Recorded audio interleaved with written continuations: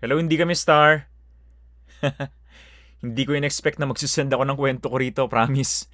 Alam niyo na, introvert. Pero dahil fresh na fresh pa yung kwento ko, sabi ko, share ko nga. Pero as anonymous ha.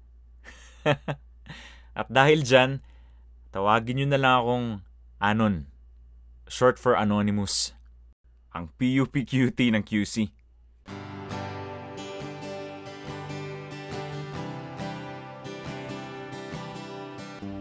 Grade 12 student ako sa isang public senior high school. Hindi katalinuhan, hindi rin naman bobo. Kailan lang nag-take ako ng entrance exam sa dream university ko, ang PUP Santa Mesa. January 12, West Wing, 2nd floor. Hello sa mga nakasabay ko dyan. Hindi ko na i-describe yung itsura ko kasi baka may makakilala sa akin. Kasali ako sa isang Facebook group kung saan pwede kang magtanong o humingi ng tulong tungkol sa college entrance exam. Marami nagpo-post doon kung paano mag-apply for exam, anong requirements, at kung ano-ano pa. Maliban sa paghingi ng tulong, madalas kong makita ron yung mga post na looking for kasabay. Alam na. Ulitin ko introvert ako Pero parang na-curious ako kung bakit naghahanap pa sila ng kasabay Hindi ba parang mas kakabahan ka kung may makasama kang kinakabahan din? Ewan ko Malay ko baka ako sa iba nilang dahilan. Pero for some reason, pumasok sa isip ko na itry ko rin kaya na maghanap ng kasabay. Kasi wala lang. Curious lang ako sa pwedeng mangyari. Di nag-post ako. As anonymous syempre. Di may mga nag-comment. Sabi ko, ayos to. May mga babae nag-comment. Sabi ko, Lord, promise, imi-message ko lahat ng magko-comment. Kayo na pong bahala kung sino ang para sa akin. Para sa akin! Nagpalipas muna ako ng 1 oras saka ako binalikan yung post ko. 10 comments. Marami na rin. Pero may isang comment ng lalaki. Oo, lalaki. Kasalanan ko rin naman kasi nag-anonymous ako, di ba nga? Ano bang alam nung tao? Sabi ko, patay, nag-promise ako kay Lord Lord, promise, imi-message ko lahat ng magko-comment. Kayo na pong bahala kung sino ang para sa akin. Pero parang ang OA ko naman. Tsaka okay nga yun, di ba? Hindi halata yung trip ko kasi halo-halo yung gender namin. Kaya sabi ko, okay sige, message ko na rin to. So nag-construct ako ng message na i-copy-paste ko na lang para sa lahat. Ang sabi ko ron, hi, ako yung nag-post nito. Tara. Inatouch ko yung picture para less paliwanag na. At ayun, may mga nag-reply naman. Mula sa 10 nag-comment, may 5 nag-reply. Mula sa 5 nag-reply, may 3 nag-confirm na sasabay. Yung iba? Ewan ko. Baka nung in-stalk ako, napangitan sa akin. Baka ayaw nila ng nakasalamin. Siguro mukha akong nerd sa iba. Ang kapal kasi ng frame ng salamin ko Pero tingin ko, sakto lang naman ang itsura ko. Pwede nang palampasin sa entrance ng mall nang hindi na pagdududahan ng mga guard. Pero sabi ko, hayaan mo na. Okay na yung 3 kasabay. At oo, yes na yes. Confirmed. Kasama siya. Di yung lalaki.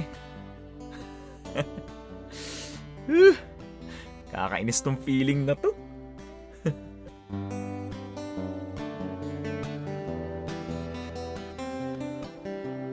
January 12, exam day. Eto na. Uy, tropa-tropa lang yun, promise. Walang halong ganun. Then na-realize ko rin kasi kung ganun ang iisipin ko, baka hindi ako makafocus sa exam, di ba? Tsaka nag-pray ako kay Lord Baka hindi niya ako ipasa kapag puro kamunduhan yung nasa isip ko. Kamunduhan? Sabi kasi ng mama ko, kamunduhan daw yung tawag sa pag-iisip ng mga bastos. Kaya, tropa lang sabi ko. Tropa lang. Dumating na ako sa meeting place namin. Sa... Siyempre hindi ko sasabihin para walang makakilala sa akin. Ayun, ang aga ko. Siguro 30 minutes. Nag-message na ako sa kanila. At ang update, negative na yung dalawa. May kanya-kanya na raw silang kasabay na ka-room nila. Ka-floor ko lang kasi sila kaya siguro pumayag sila. Sino yung dalawa? Yung dalawang babae. Oo, yung dalawang babae. Ayos! So naghihintay ako para sa lalaking hindi ko kilala, hindi pa rin nagre-reply at hindi ko rin naman talaga intensyon na sabayan nung una. Pero syempre, sabi ko nga, ayoko magalit si Lord. Kaya sabi ko, Lord, tropa lang naman po. Bakit po ang OA ko? Tsaka kasabay lang naman. Baka naman kasi makatulong yung kapag may kausap ako, mabawasan ang kaba ko. Ay, okay, sige. Maghihintay pa ako ng 30 minutes. Total, 1 hour early ako sa usapan namin Tsaka, alam mo na, maaga pa naman talaga. Hintayin ko na rin siya. Isa pa, siya talaga yung ka-room ko Baka ma-awkward ako kapag nagkita kami sa room tapos wala ako sa focus, tapos hindi ako makasagot ng tama. Ang advance, no?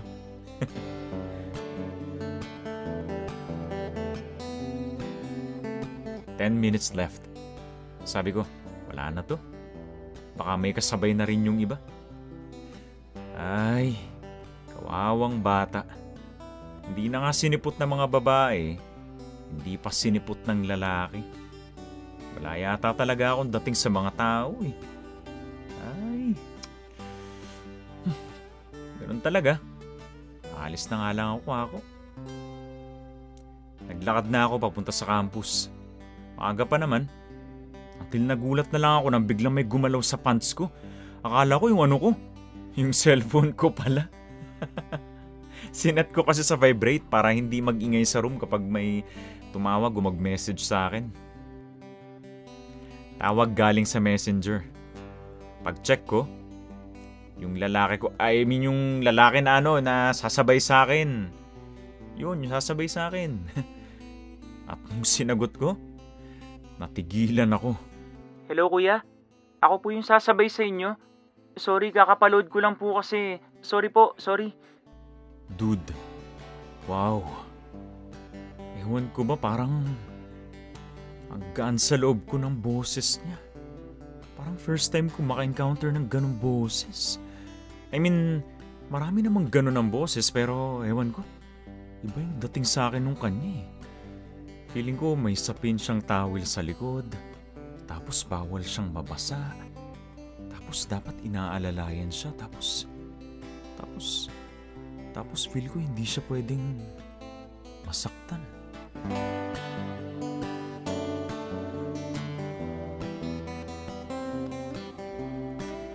Oy. Wala, baka kasi pumasok lang sa isip ko na mas bata siguro to. Kaya parang hindi siya pwedeng mapano. Ganun lang naman yun. Hello kuya? Hello po? Malinaw po ba yung boses ko? Hello?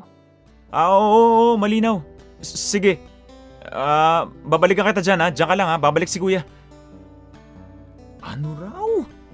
Babalik si kuya? Ang laugh trip nun, boy. Wala, sabog ako nito, kako. Tawag kasi ng tawag ng kuya Nasanay kasi ako na ganun ako makipag-uusap sa kapatid ko Ay, nakakahiya. Di bumalik ako sa meeting spot namin. Ilang metro lang naman ang nilayo ng paglalakad ko kaya parang wala lang din naman.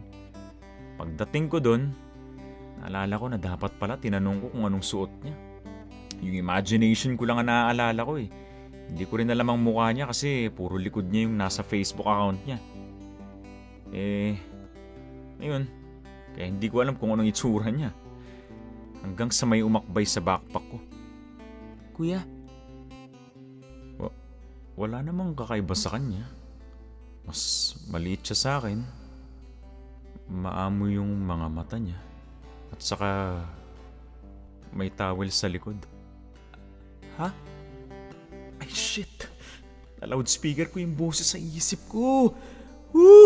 Para akong tanga nun. Gusto ko na lang umuwi. Huwag na lang kaya ako mag-exam. Huwag na lang kaya ako mag-college, Lord. Wala yun. Okay lang. Ay, buti na lang ka ako nag-change topic siya. Kaya yun, sabay na kami naglakad papunta sa campus. Tahimik.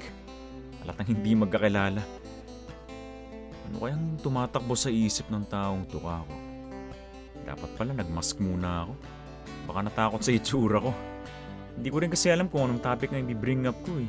I mean, pwede ko namang itanong sa kanya yung tungkol sa biyahe niya, yung course na iti-take namin, kung nakapag-review ba siya ng maayos, o kung Kinakabahan ka? Ha? Kinakabahan ka ba? Oo. Hindi ako sanay eh. Hindi sanay na ano? Shumay! Akala ko tinatanong niya kung kinakabahan ako, nakasabay ko siya. Yun kasi yung unang pumasok sa isip ko nung nagtanong siya eh. First time ko kasi nakipag-meet up sa lalaki. Hindi ako sanay bumiyahe dito. Kahit ang totoo, sanay naman ako kasi palagi akong sinasama ni mama noon nung bata pa ako kapag pumapasok siya sa PUP Open University. PUP yan si mama. Kaya na-impluwensya niya rin ako maging scholar ng bayan. Bentang-benta niya sa akin yung husay ng mga prof dun eh. At mga nagiging profession ng mga nag-aaral dun. Puwera lang syempre yung mga room na pang-elementary ang size at mga upuan na malahoror ang tunog kapag umuuga.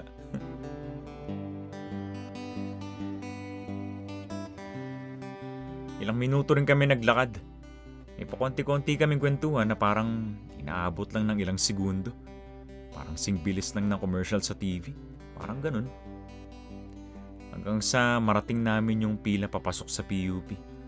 Medyo mahaba na rin pala. Akala ko nun maaga pa kami. Pinapwesto ko na siya sa harap ko. Dahil dun, mas nakita ko yung height difference namin. Nasa 5'8" ako. Siya naman parang nasa 5'5" o 5'6". Medium built ako. Katawan ng sumasaktong push-up buhat lang sa bahay. Pwede nang ihain. Siya naman, pwede na rin. Hindi kasi ako magaling kumilates ng katawan ng lalaki. Basta feel ko, papasa siya sa mga babae na mahilig sa enhypen.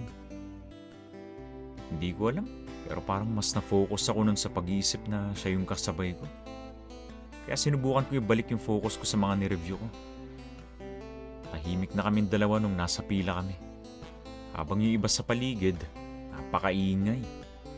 Yung mga naglalako ng lapis na overpriced, yung mga nanay na nagkikwentuhan about sa mga pamahiin para makapasa, yung mga exam taker na aligaga kasi nawala ng e-permit, at kung ano-ano pa. Excuse me, may nakidaan sa harap niya kaya napaatras siya sa akin at natapakan niya ang sapatos ko. Ang puti kong sapatos. Ay, sabihin nyo ng OA ako ha, pero pinaputi ko kasi yun ng maigi para sa special na araw na yun eh. Hala kuya, sorry. Uy, bigla siyang bumaba. Akala ko talaga kung anong gagawin niya. Ay, ang dumi ng utak ko nun. Pasaway ka talaga. Ayun. Bigla siyang naglabas ng wipes. Tapos, pinunasan niya yung sapatos ko. Normally, maiinis na ako kapag natatapakan yung sapatos ko eh. Silent treatment agad ang ginagawa ko kapag ganun. Pero hindi ko alam kung bakit wala ako naramdamang inis. Parang ang gaan pa rin ang loob ko. Parang isa yun sa pinakamatagal na moment ng buhay ko. Ay, good Lord! Ano to?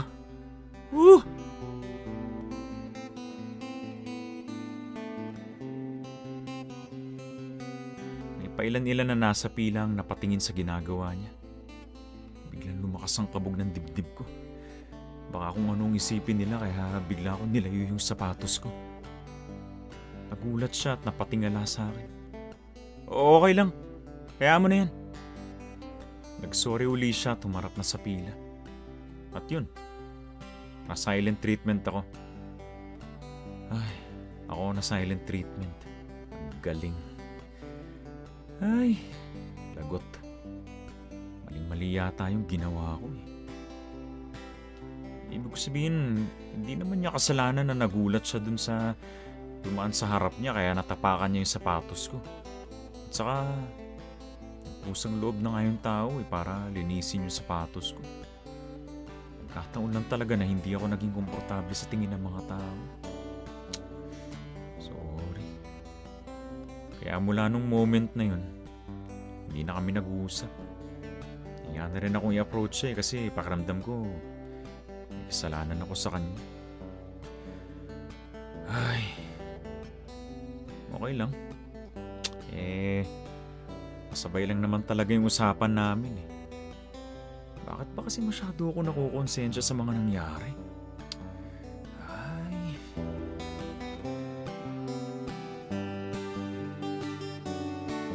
Finally, nakarating na kami sa room namin. Nakaupo na rin kami at nagsimula na mag-orient yung proctor namin. For some reason, hindi ko alam kung bakit napapatingin ako sa kanya. Parang hindi ko may tawid yung oras na hindi siya tinitingnan. Dahil ba nakukonsensya pa rin ako? Dahil ba naaawa ako sa kanya? No? Baka ganun nga. Kapag konti na lang ang oras, hulaan nyo na lang. Basta huwag kayong titingin-tingin sa kung saan-saan. Naku, nakakahiya. Nahuli ako ng proctor na tumitingin sa kanya. Patay. Baka isipin nun may balak akong mangopya. Napatingin din tuloy siya sa akin. Parang nagdududa na rin tuloy siya. Lord! Nakailang points na ako sa pagiging lutang. Ayoko na po, please.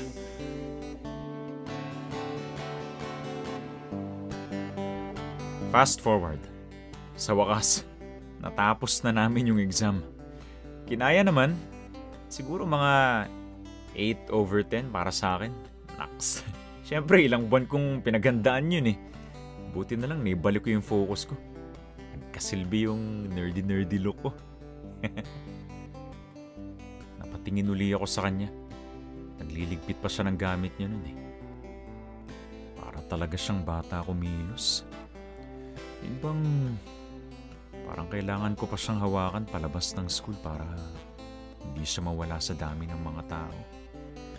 Pero naisip ko, malaki na yan. Hindi na rin siguro ako magpapaalam kasi baka wala na rin siya sa mood na kausapin ako. Kaya tumayo na ako para lumabas ng room. Nakisabay na ako sa labas ng ibang estudyante. Kuya! Kuya! Ay, boses niya ba yun? Ako ba yung tinatawag niyang kuya? Patay. Eto na naman tayo. Awkward moment na naman. Bakit ba kasi tinatawag niya pa ako? Dapat kasi hinabol na lang niya ako para maabutan niya ako. Ay, Lord, sorry ha. Sorry talaga. Last na po. Total, hindi ko naman na po siya makikita uli. Kaya hindi ko na lang po siya lilingunin. Sorry po talaga, Lord. Sorry.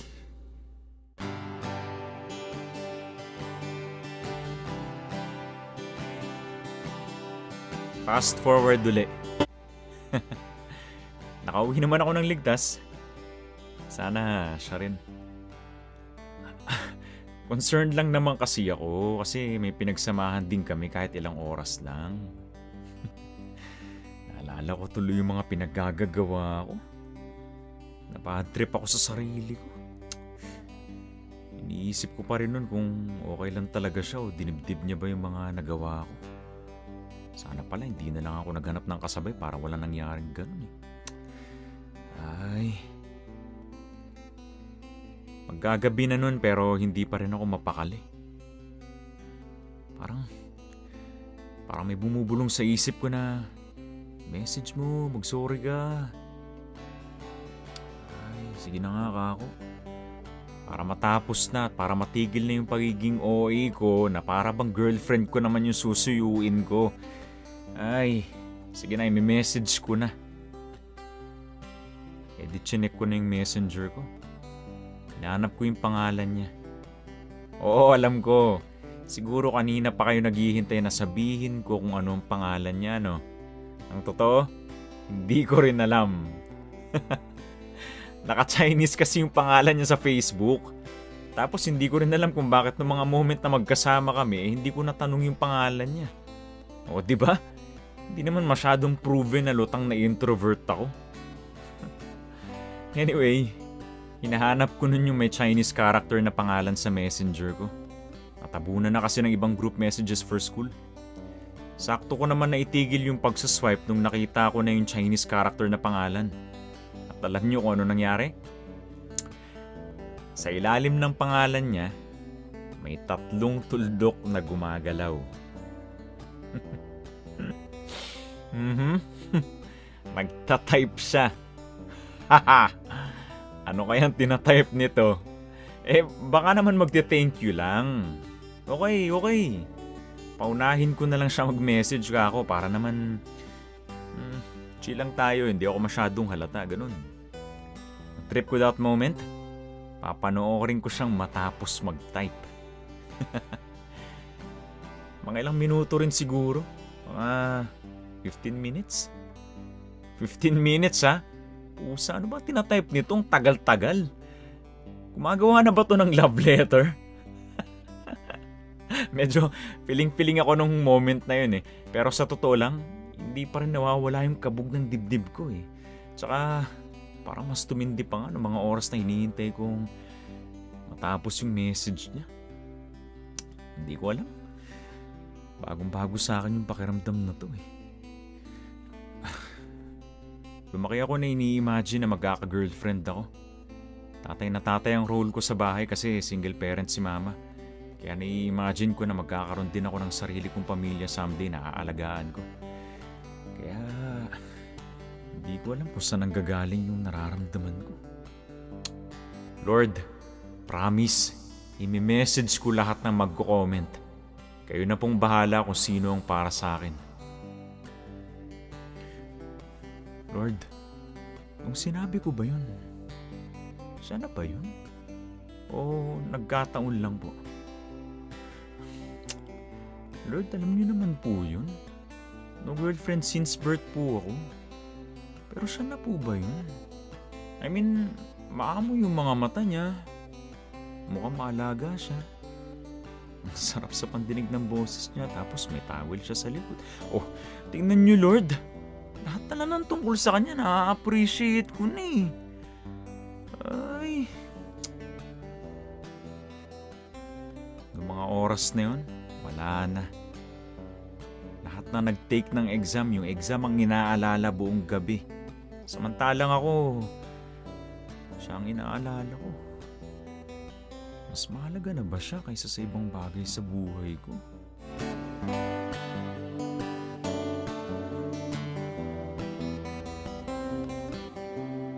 Hoy! Kalma boy! Wala pang 24 oras yung pagkakakilala nyo. Ay! Hinintay ko lang siyang matapos sa tinatype niya. Mga 30 minutes ko rin siguro tinitigan yung pangalan niya bago siya matapos. At eto na nga, tapos na siyang mag-type. Buti na lang naka-iPhone ako kaya pwede ako mag-long press. Hello kuya, salamat pala sa pagsabay sa akin kanina. Sana makapasa tayo. Inabot siya ng 30 minutes sa pagtatype ha. Naurasan ko yun eh. Tapos eto lang yung sasabihin niya. Ayos! Pinag-isipan ko muna kung anong i-reply ko. Dapat hindi tunog excited. Yung kalma lang. Dapat yung tunog, uy, muntik na kita makalimutan. Buti nag-message ka. Mga ganun. Di ba? Uy, thanks din. Pasado tayo niyan. Good luck. Ay, ganda ng reply ko. Pang-ending agad eh. Ayan tuloy, na scene zone ako. Last chat ako. Feel ko hindi na siya magre-reply. Inaabot din ng 5 minutes hanggang sa... Oo nga kuya eh. Sorry pala nung natapakan ko yung sapatos mo. Kanina ka pa kuya ng kuya. Pareho lang tayong grade 12, di ba? Accelerated ka ba kaya mas bata ka? Ay sorry. Nasanay kasi ako na magkuya sa ibang tao eh. Tapos mas malaki ka pa kaya ganun. Ah, okay. Ay, ang cold ko naman dun. Hindi ko rin kasi alam kung ano yung re-reply ko eh. Ayoko matapos agad yung usapan namin pero... hanggang chat ba naman? Introvert pa rin?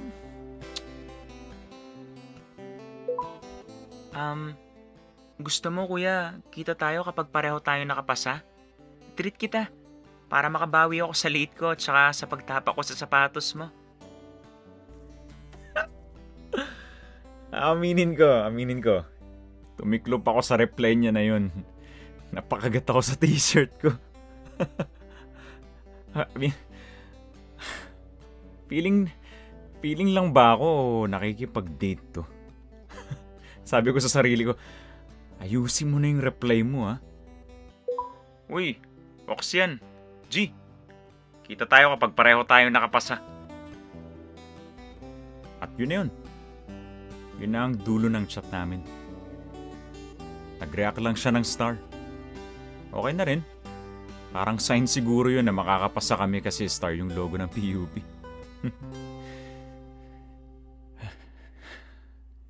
Sana nga makapasa kami.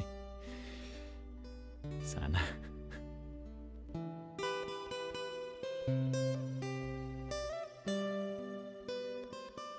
Mag-iisang linggo na rin.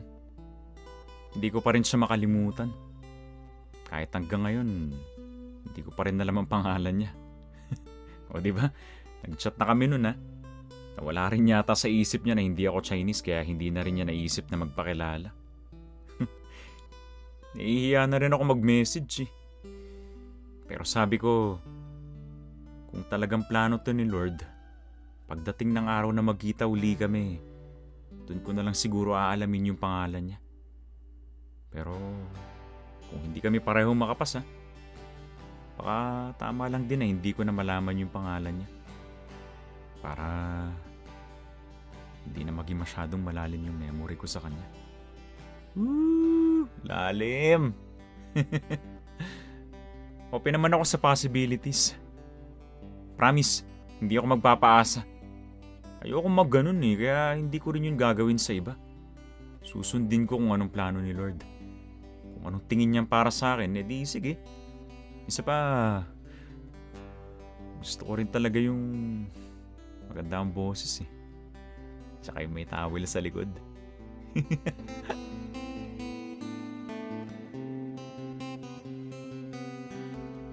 Haba pala ng kwento ko. Introvert pa ako niyan ha. Salamat hindi kami star. Balikan ko kayo kapag may magandang update ako. Kapag narinig niya tong kwento ko, edi siya naman ang papakwentuhin ko sa inyo para malaman natin yung POV niya. Salamat ulit.